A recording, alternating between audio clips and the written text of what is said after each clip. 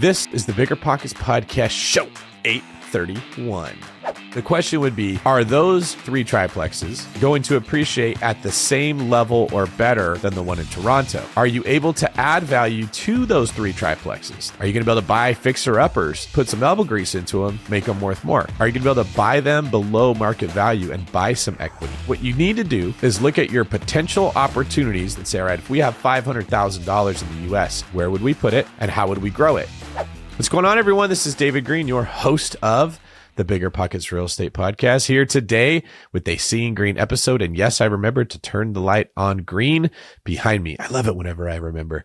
If you haven't heard one of these shows, they're very cool. We take questions from you, our listener base, and answer them directly for everyone to hear. One of the only real estate shows where the host, me, takes your questions directly, does my best to answer them, lets everybody else hear.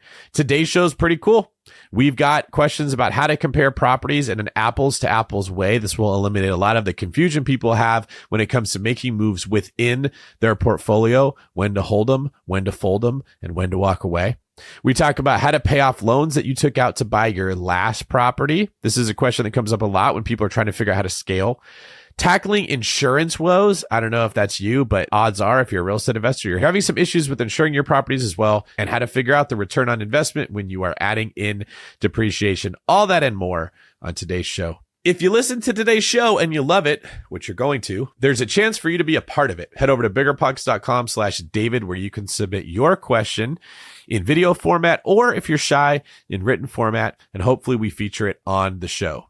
And I'm going to be at the BiggerPockets conference this weekend. It'll be great to see you there. If you're attending, make sure you come say hi, give me some knuckles. Just like you show up to listen and learn here, you get to go the extra step and meet people just like you. If you're not going to be there, I hope to see you next year. All right, before we get to our first question, a quick tip for all of you. In the past, you've heard a lot of us influencers, including myself, giving you strategies for how to leverage properties or take out loans to buy the next property.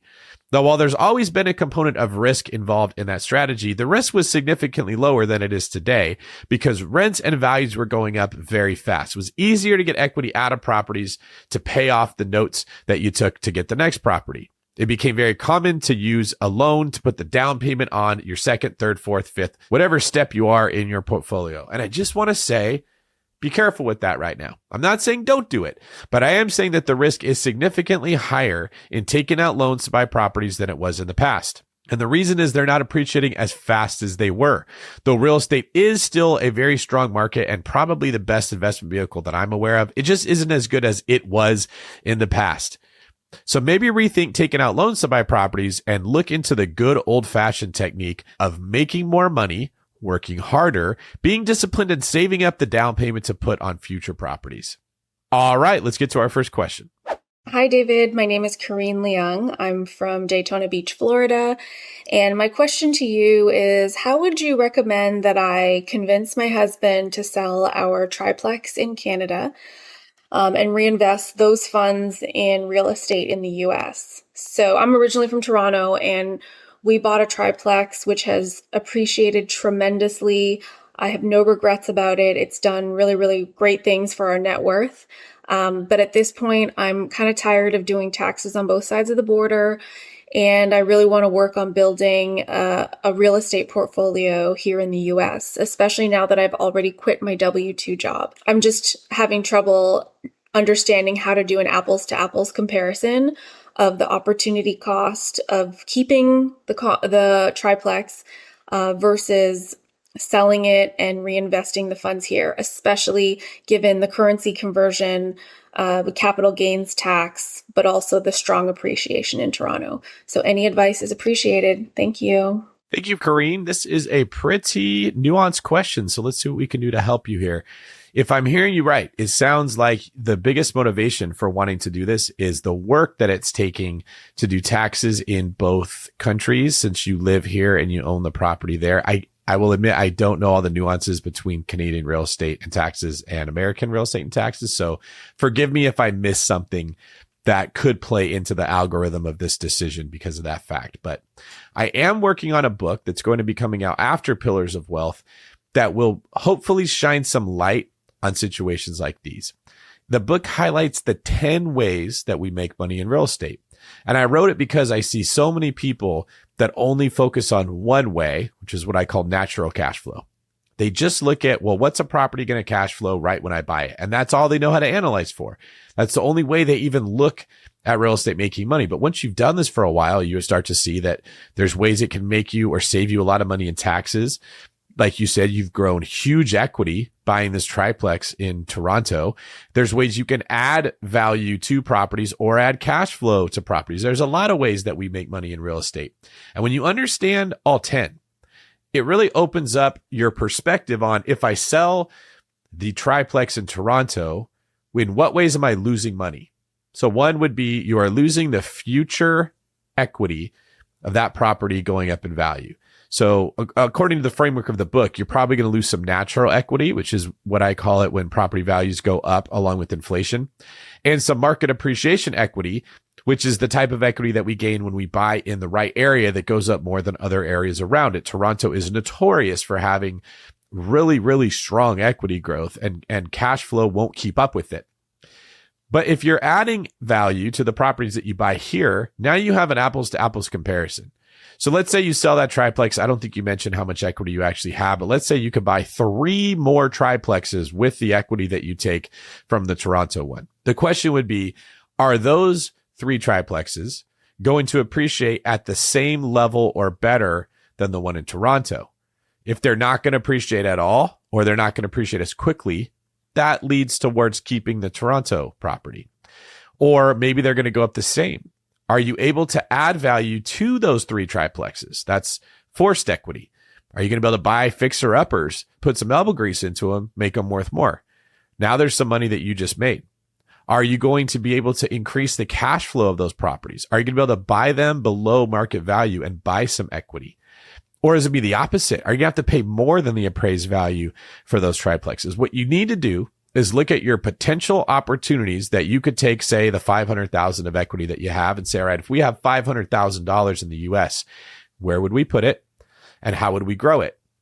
And this framework of the 10 different ways is really a way of our brains to understand what options we have.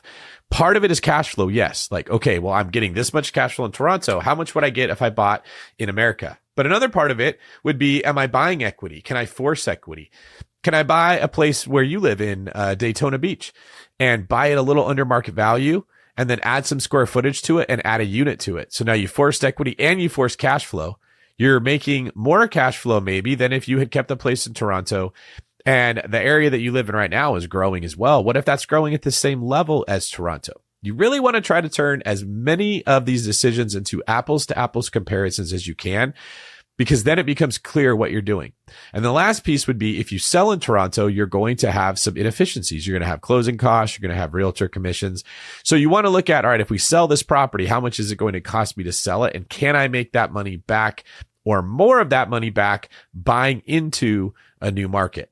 And the last piece of advice that I'll give you is try to analyze for 10 or 20 years down the road. If you keep that triplex for another 10 years, are rents going to keep pace, or is rent control in that area going to stop you from increasing cash flow? Is equity going to go nuts, or is it kind of tapped out? You don't see that prices could go much higher in that area. And then compare it to wherever else you might invest. I just like South Florida. I think that's a solid market right now. A lot of investors are scared of it because the prices are high, but my opinion is that they're high for a reason. You have a lot of money moving into that area. I think it's going to keep growing. So keep an eye out for that book on the 10 ways that you make money in real estate. It's a framework that will help you make these decisions. And then do a little bit of research and go back to your husband and say, hey, if we keep the property, here's where we're likely to be in 10 years. If we sell it and reinvest that money into 3 or 4 other properties, here's where we're likely to be in 10 years. And that decision will become a little more clear. All right. So to recap, you want to make decisions like these, apples to apples, not apples to oranges. Confusion happens when we are mixing up fruit. Look at potential opportunities before you make the decision on if you should sell what you have. You can buy or you can force equity, as well as adding cash flow to the units. Look for opportunities like that before you make the decision on, should I sell? First, be looking at, well, what would I buy? Look at the cost to sell and how you can make back the inefficiencies when you exchange real estate. And then take a long-term view. In 10 years, where will I be and which is the better path? All right. Our next question comes from Luis. Luis asks, hi, David. I love the show and I love that you answer all our questions and your awesome analogies. My question is about midterm rentals. How do you form a contract for your midterm rentals? I don't have an idea where to start or what I should write on the contract to sound professional to big corporations. Would you just hire a lawyer to form it or find an experienced property management company to handle the paperwork? I hope you get this and wish you the best. Also, can you say hi to Rob's coif for me? I would love to. In fact, I started telling Rob that he needs to shake his head feather instead of shake his tail feather, because that's exactly what that coif looks like. So if you guys are hearing this, make sure you go to Robilt on Instagram and tell him to shake that head feather. Maybe put a little Nelly song clip in there from YouTube. All right, this is advice. Good question. I can answer it pretty quickly here. I would use a property management company. I would use their forms since they've done this before. And then they're going to have you sign those forms and I would just keep them. And then if you decide I don't want to use property management after the first year or whatever your agreement is, you've got a template that can answer the questions you're asking me now is how do I put that together? And you just adjust that template to make it say what you want it to say. I think this is a great business principle in general. You want to do something yourself? Great. That doesn't mean that you need to be the one to go figure it all out. You want to learn how to snowboard? Great. Hire an instructor, spend a little bit of money, learn how to snowboard a lot faster, and then you don't need an instructor every single time. This works with buying real estate, using a real estate agent. This works with construction. Hire a contractor, a handyman, and watch what they're doing. This works with property management. Use one, see what their system is, get all the forms that they're using, and then decide if you want to do it yourself. It will shorten your learning curve a ton. And if you are a BP Pro member, remember that there are landlord forms available for all 50 states that Pro members get access to for free. Now, they're not going to be midterm rental specific forms, but they do work for traditional rentals. And if you want more information about how to manage a midterm rental, check out BiggerPockets podcast episode 728, where I interview Jesse Vasquez, who actually manages some of mine, and he shares his system for making connections with big corporations. Our next video comes from Kapono Kobliansky. Aloha, David. This is Kapono from Honolulu, Hawaii, and I got a question for you. We used a HELOC loan and a 401k loan as a down payment, 25% down on an investment property, STR in Monmouth, Oregon. The value of the property is about 10k more than last year, so there's not a lot of equity in the deal. We'd like to refinance so that we can pull out the 25% down payment and pay off the 401k and HELOC loan. That way it will cash flow better, because right now the 401k loan is about $700 a month and the HELOC loan is about $150 a month. How can we pay off the HELOC and 401k loan, get that money out of the deal so we can fund future deals, maybe a business loan, or got any input for us? Take care. Aloha. All right. Thanks, Kapono. Well, congratulations on the midterm rental. I'm assuming that it's performing well, so good on you there. If I understand your question correctly, you're saying I took out loans as the down payment to buy the property, and I want to pay those loans off so that it will cash flow better, but the property itself doesn't have enough equity to do that because it's only got up $10,000 or so.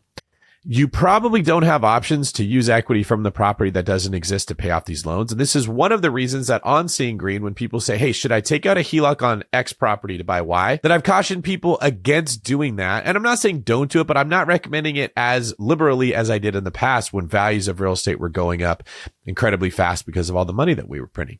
That, coupled with low rates and a craze in the market, made it so that the risk was much lower to put yourself in debt to buy real estate. It's not the same anymore. The risk to take on additional debt is much higher.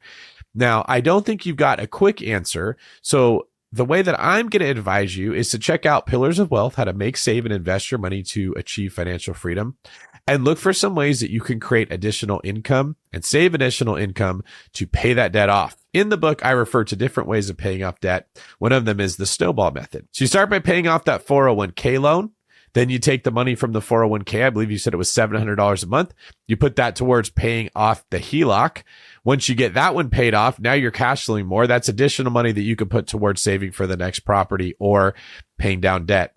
This becomes tricky when we want to scale fast. And we want to scale fast because we've been listening to podcasts for years of people that said, just keep leveraging and leveraging and leveraging and buying more. That works great when equity is growing in properties like fruit on trees. But when that stops, we have to go back to a much more realistic way of trying to build income.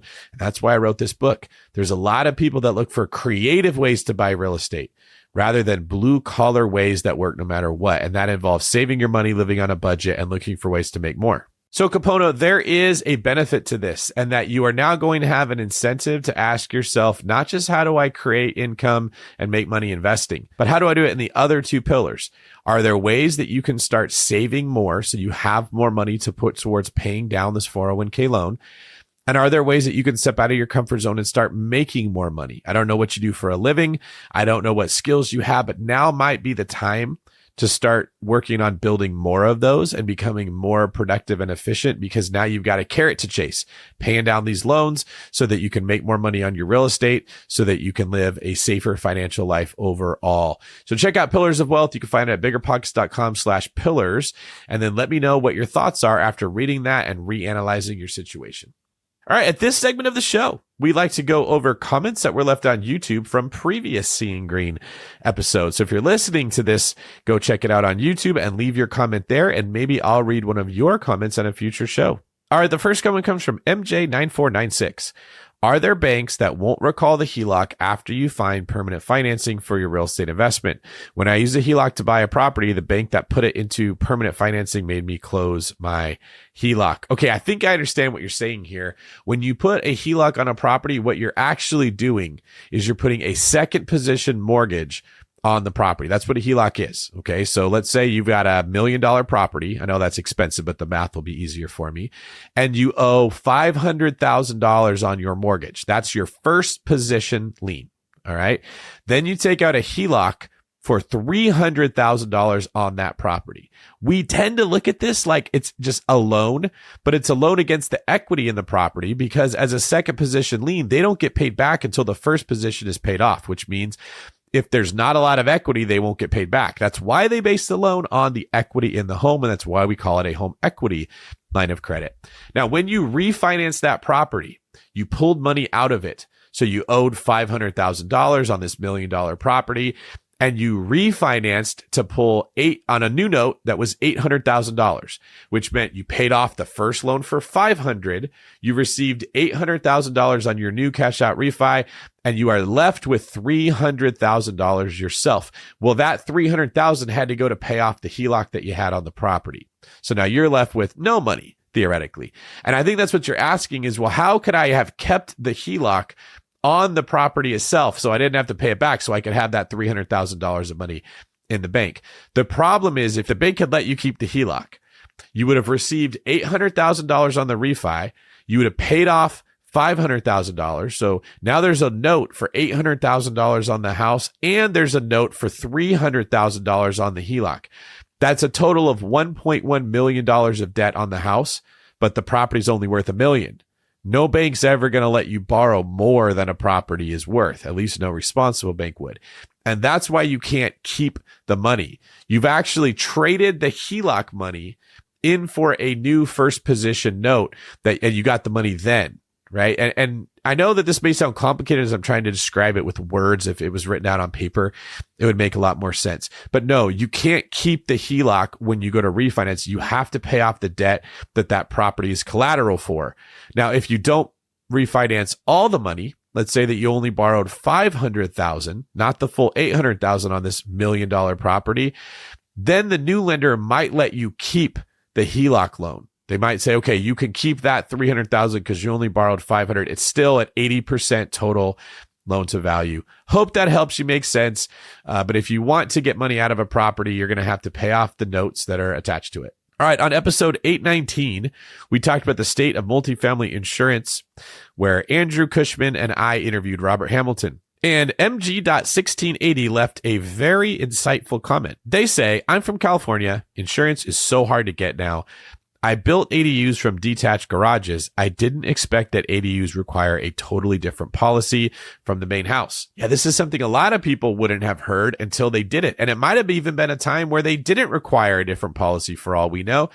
But insurance companies have looked harder at how they're insuring homes, and they've made a lot of adjustments to the way that policies are issued. There is a big insurance problem going on in a lot of states. California is one of them. Florida is another one. But really across the country, insurance premiums are skyrocketing. And I don't know why more people aren't talking about it. In fact, I hardly ever hear anyone talk about it other than me here on BiggerPockets. But when you are underwriting for your properties, insurance was almost an afterthought. For years, I'd be buying a $150,000 property. My insurance was $30 a month. If I could reduce it down to 2/3, it was still $20 a month. I saved $10. It wasn't really worth diving into the insurance element that much, but now it is. Some premiums are doubling, tripling, or more in areas. If any of you know why this is happening, please leave me a comment on YouTube and let me know what your theories are as to why insurance is going so high. But it's a problem. I started an insurance company, Full Guard Insurance, and we haven't been able to underwrite policies because carriers are literally fleeing certain states. They will not underwrite insurance there. So MG1680, I'm sorry to hear this is going on, but no, you're not alone. Investors everywhere are experiencing similar problems. All right, our next comment came from the Late Starter's Guide, episode 820, which was a show all about how you can get started investing in real estate even if you're getting a late start. From Martin Beha 9999. Great episode. I really like that there is an expiration date on a milk carton, but we're not like that. If you spin that analogy on, we could also be exactly like that, as indirectly it is mentioned right afterwards. Martin goes on to say that there might be an expiration date on the carton itself, but the milk inside is different. Milk may expire, but it turns into yogurt, and then it turns into cheese. And boy, don't we all love the cheese way more than the milk, even though it's technically already expired twice. Great perspective here. The strategies that work when you're young may expire, but there are strategies that work better and approaches that work better when you are older that can be even more delicious than the young. And from Ty Jameson 7404 says, epic panel and investment education with a whole bunch of happy emojis. Thanks for that. And our last comment comes from FIOF, who said, you stay in a hotel with a box fan. Well, I guess that's how you stay rich. This was because I recorded an episode from my hotel room and I left the box fan on the counter. I'll be the first to say I was shocked by the comments about this, how many people notice things like a fan, like that's a bad thing. But people really didn't like it that you could see the box fan. So here's my commitment to you, Seeing Greene and BiggerPockets listeners. The next time I record from a hotel, I will put much more effort and energy into the background of the show, which I thought had very little to do with the actual content that's going to make you wealthy, but apparently means a whole lot more to people than what I thought. Thank you for being a fan. My only fans will be you, not the box fans in the background. If you would like to have your question read on Seeing Greene, just head over to biggerpockets.com/David, where you can submit a video question or a written question just like the one we're about to hear. This comes from Shannon Lynch in St. Augustine, Florida. Hi, David. I have a house hacking insurance liability issue I'm hoping you can help me with.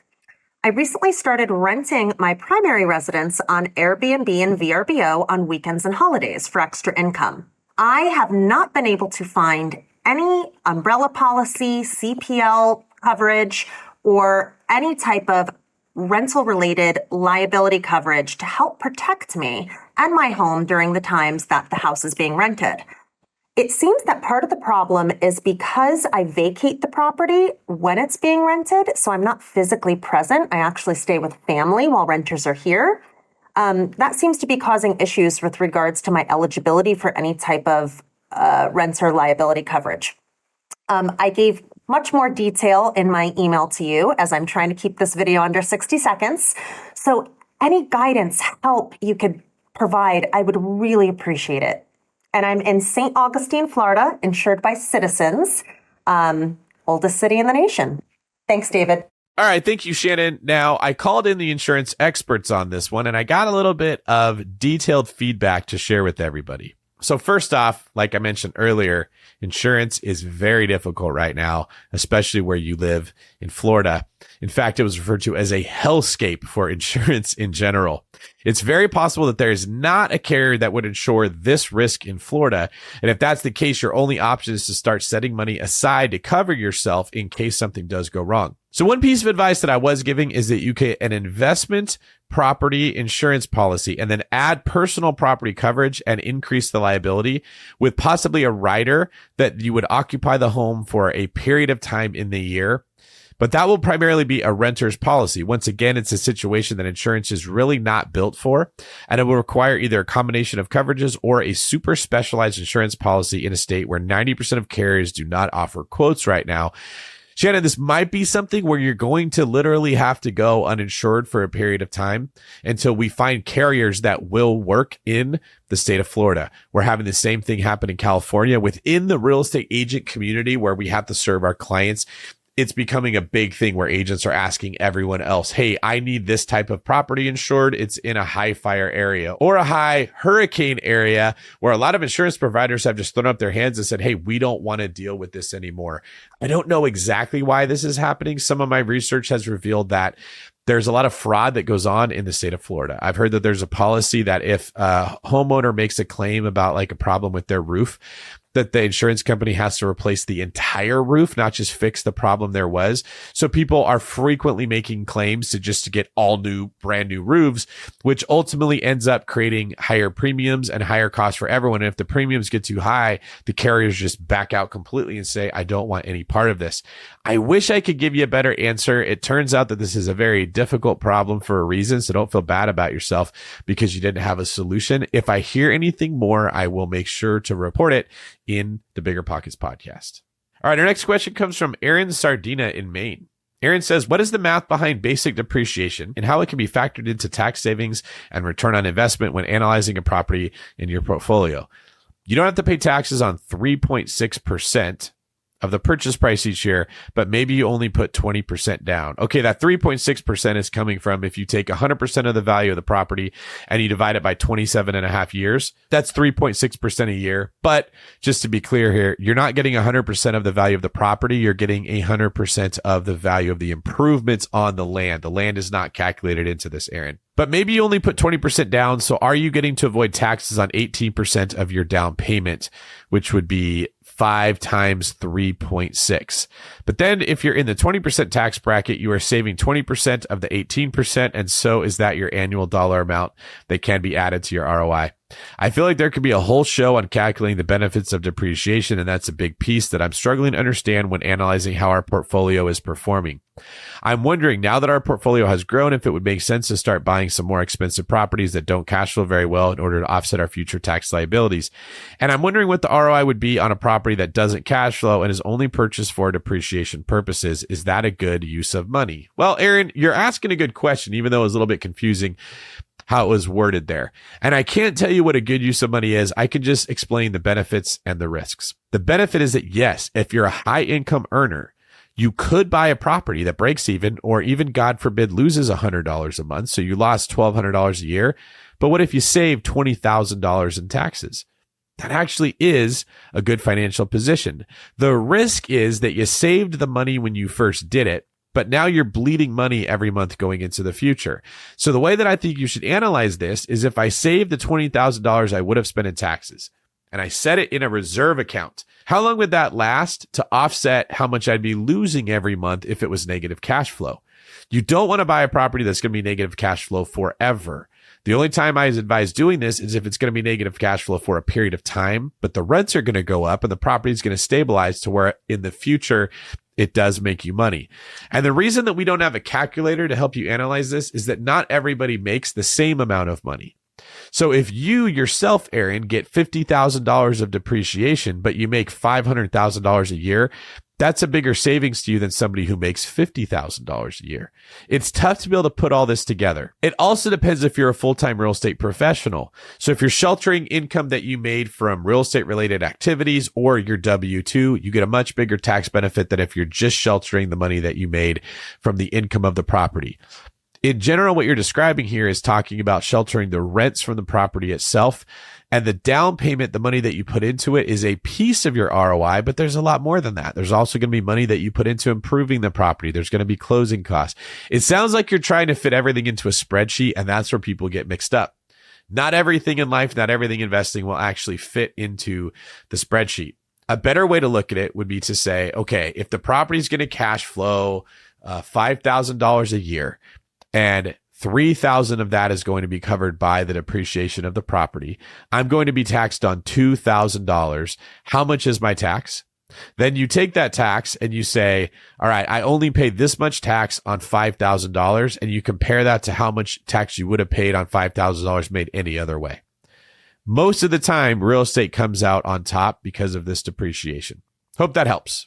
All right, that was our last question of the day. And I'm so glad that you joined me for Seeing Greene. I'd like to know, what type of shows would you want to see in the future? What type of content would you like to see in the future? What type of questions do you want to see asked? And do you want to be the one asking that question? Head over to biggerpockets.com/David, where you can submit your video question or your written question. And hopefully you get featured on one of these shows. Remember, if you like the podcast, to go pull it up and leave me a review wherever you listen to your podcast. Those really help out a ton. And if you're watching on YouTube, make sure you leave some comments for us to read on future shows. I'm David Greene. You can find me at davidgreen24.com, spartanleague.com, or davidgreen24 on wherever your favorite social media is. Go give me a follow and send me a DM. Let me know what you thought about today's show. Thanks, everybody. If you've got a minute, check out another BiggerPockets video. And if not, I will see you next week.